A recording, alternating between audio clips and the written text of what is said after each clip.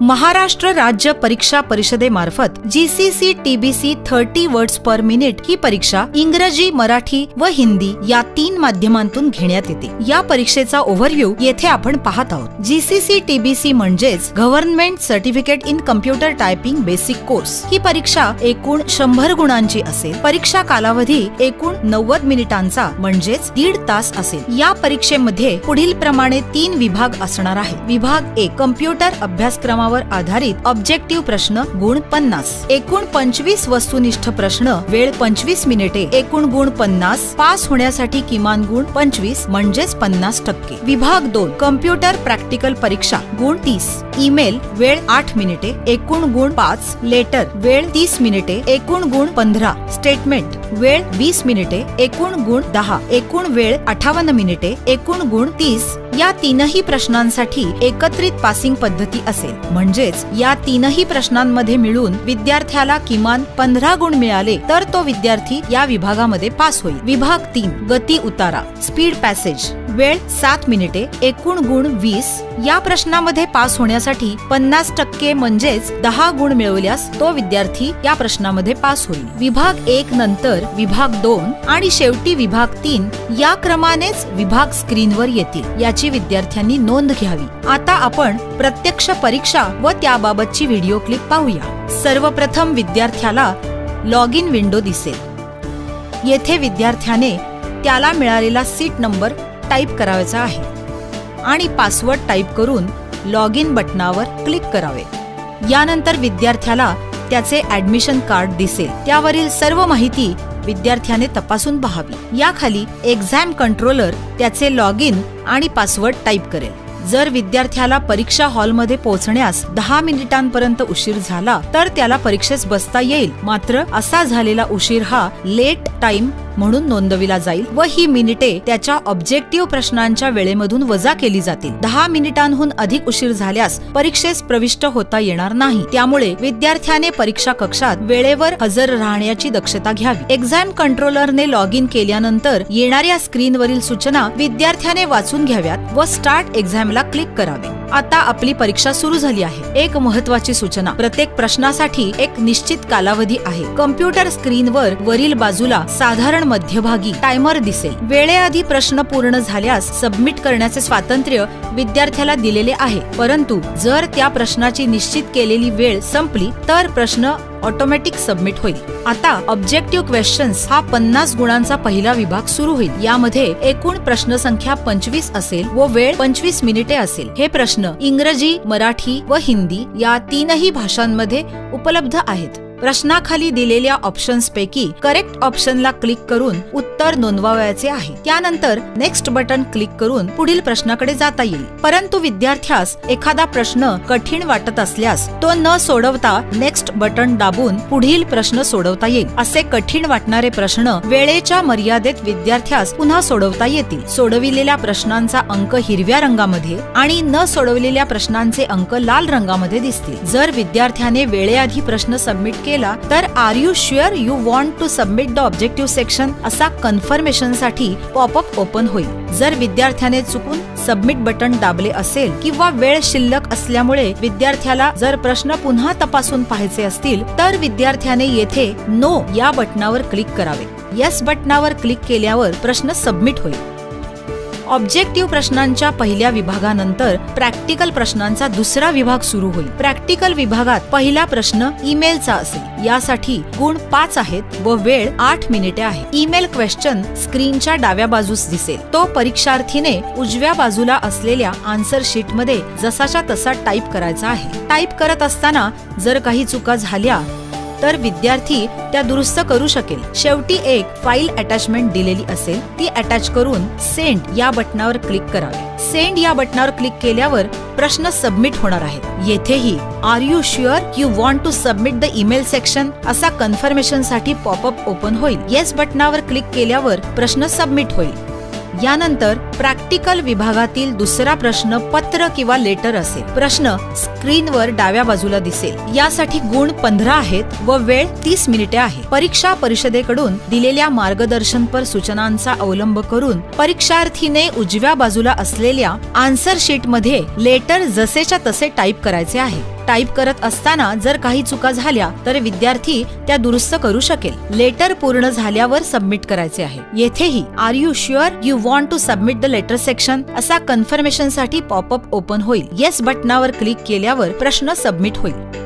यानंतर प्रॅक्टिकल विभागातील तिसरा प्रश्न स्टेटमेंटचा असेल। प्रश्न स्क्रीनवर डाव्या बाजूला दिसेल। यासाठी गुण 10 आहेत व वेळ 20 मिनिटे आहे। परीक्षा परिषदेकडून दिलेल्या मार्गदर्शनपर सूचनांचा अवलंब करून परीक्षार्थीने उजव्या बाजूला असलेल्या आन्सर शीट मध्ये स्टेटमेंट जसेच्या तसे टाईप करायचे आहे। टाईप करत असताना जर काही चुका झाल्या तर विद्यार्थी त्या दुरुस्त करू शकेल। स्टेटमेंट पूर्ण झाल्यावर सबमिट करायचे आहे। येथेही are you sure you want to submit the statement section असा कन्फर्मेशन साठी पॉपअप ओपन होईल। येस बटनावर क्लिक केल्यावर प्रश्न सबमिट होईल।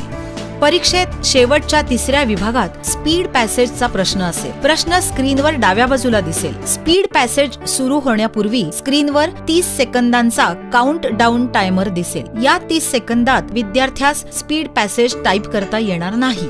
7 मिनिटात विद्यार्थ्याचा स्पीड पॅसेज पूर्ण होणे अपेक्षित आहे। स्पीड पॅसेज साठी 20 गुण आहेत। स्पीड पॅसेज संदर्भात अत्यंत महत्त्वाची सूचना। स्पीड पॅसेज मध्ये विद्यार्थ्याने चुका दुरुस्त करू नयेत। स्पीड पॅसेज मध्ये जर विद्यार्थ्याने बॅकस्पेस किंवा डिलीट कीज वापरून चुका दुरुस्त केल्या तर अशा प्रत्येक बॅकस्पेस किंवा डिलीट की साठी चूक मोजली जाऊन प्रत्येक चुकीसाठी अर्धा गुण कमी करण्यात येईल, याची विद्यार्थ्यांनी नोंद घ्यावी।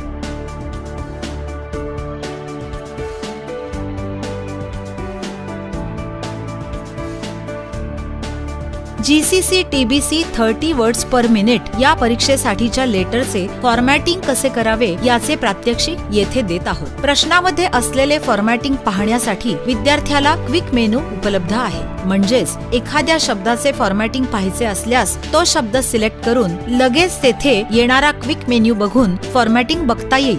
संपूर्ण पत्र प्रथमतः लेफ्ट साइडला टाईप करून घ्यावे। टाईप करत असतानाच आवश्यक त्या ठिकाणी एंटर व टॅब द्यावेत आणि नंतर फॉर्मॅटिंग सुरू करावे। कंपनीचे नाव बोल्ड व अंडरलाईन करावे। आता कंपनीचे नाव व पत्ता माऊसने किंवा कीबोर्डच्या साहाय्याने एकाच वेळी सिलेक्ट करून सेंटर अलाइनमेंट अप्लाय करावी। जावक क्रमांकानंतर एकही स्पेस न सोडता किमान 3 वेळा टॅब की दाबून दिनांक पुढे न्यावा। या प्रात्यक्षिकामध्ये 4 वेळा टॅब कीचा वापर केला आहे। 2 नंतर पत्ता टाईप झालेला आहे।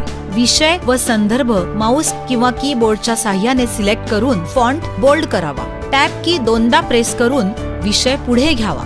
तसेच संदर्भ टॅब की 2दा प्रेस करून पुढे घ्यावा। महोदय किंवा डिअर सर हे मार्जिनला लागूनच असावे। मजकुरामध्ये प्रत्येक पॅराग्राफच्या सुरुवातीला एकदा टॅब की प्रेस करावी व पॅराग्राफ संपल्यावर एकच एंटर असावा। 2 पॅराग्राफ मध्ये ब्लँक लाईन नको। माऊस किंवा कीबोर्डच्या साहाय्याने पॅरा सुरू होतो तिथपासून थँकिंग यू किंवा कळावे धन्यवाद पर्यंत सिलेक्शन घेऊन पॅराग्राफला जस्टिफाईड अलाइनमेंट करावी। थँकिंग यू किंवा कळावे धन्यवाद व युअर्स फेथफुली किंवा आपला विश्वासू यामध्ये एक्स्ट्रा एंटर नको। युअर्स फेथफुली किंवा आपला विश्वासू नंतर हुद्द्यापूर्वी 2 ब्लँक लाईन स्पेस असावे। आपला विश्वासू किंवा युअर्स फेथफुली पासून हुद्दापर्यंत माऊस किंवा कीबोर्डच्या साहाय्याने सिलेक्शन करावे व रुलरचा वापर करून इंडेंटच्या चौकोनावर क्लिक करावे व संपूर्ण लेफ्ट इंडेंट 3.5 लाच ड्रॅग करावे। या सिलेक्शनला सेंटर अलाइनमेंट अप्लाय करावे।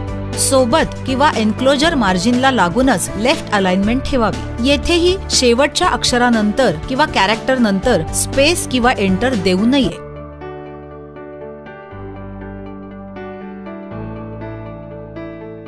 अशा प्रकारे आपले पत्र आता संपूर्ण झाले आहे। GCC TBC 30 words per minute या परीक्षेसाठीच्या स्टेटमेंटचे फॉर्मॅटिंग कसे करावे याचे प्रात्यक्षिक येथे देत आहोत। क्वेश्चन पेपरच्या एक्सेल शीट मध्ये असेल त्याचप्रमाणे आन्सर शीट मधील एक्सेल शीट वरील सेल मध्ये स्टेटमेंट टाईप करणे आवश्यक आहे। या प्रात्यक्षिकामध्ये B3 या सेल मध्ये स्टेटमेंट सुरू झाले आहे। प्रश्नामधील सेलला क्लिक केल्यावर नेम बॉक्स मध्ये सेल ऍड्रेस दिसतो, तो विद्यार्थ्याने कन्फर्म करून त्याप्रमाणे आन्सर शीट मध्ये स्टेटमेंट सुरू करावे। संपूर्ण स्टेटमेंट टाईप करून घ्यावे। फिगर्स टाईप करत असताना 1000 सेपरेटर दाखविण्यासाठी कीबोर्ड वरील स्वल्पविराम म्हणजेच कॉमाचा वापर करावा, जसे 1,200। या बाबीसाठी परीक्षेत फॉर्मॅटिंग टूल्सचा वापर करू नये याची कृपया नोंद घ्यावी. तसेच मराठी व हिंदी माध्यमाच्या विद्यार्थ्यांनी प्रश्नात जर मराठी अंक असतील तर कीबोर्डवरील QWERT च्या वर असणाऱ्या अंकांचा वापर करून मराठी अंक टाईप करावेत. इंग्रजी अंक असतील तर न्यूमॅरिक कीपॅडचा वापर करून इंग्रजी अंक टाईप करावेत. आता फॉर्मॅटिंग सुरू करावे. शेवटच्या 3 रकान्यांची विड्थ ज्यामध्ये स्टॅटिस्टिक्स असते तीनही रकाने एकसारखी विड्थ असणे आवश्यक आहे. त्यासाठी तीनही रकाने म्हणजेच कॉलम्स सिलेक्ट करून घ्यावेत व एकाच वेळी त्यांची विड्थ योग्य तितकी करून घ्यावी. सिरियल नंबर किंवा अनुक्रमांकच्या कॉलमची, पर्टिक्युलर्स किंवा विवरणच्या कॉलमची विड्थ योग्य तितकी करून घ्यावी. हेडिंगला merge and centre command apply करावी. Main heading bold and underline करावे. सर्व रकान्यांचे मथळे सिलेक्ट करावे. सेंटर अलाइनमेंट अप्लाय करावी. तसेच त्यांना बोल्ड करावे. आता 1 ते 8 सिरियल नंबर सिलेक्ट करावेत व त्यांना सेंटर अलाइनमेंट करून घ्यावी. त्यानंतर मेन हेडिंग सोडून सगळे रकाने सिलेक्ट करून त्याला ऑल बॉर्डर्स करावी. स्टेटमेंट टाईप करताना जर काही चुका झाल्या असतील तर विद्यार्थ्याने त्या दुरुस्त करून घ्याव्यात. मेन हेडिंग पासून संपूर्ण स्टेटमेंट सिलेक्ट करून त्याची व्हर्टिकल अलाइनमेंट मिडल ठेवावी.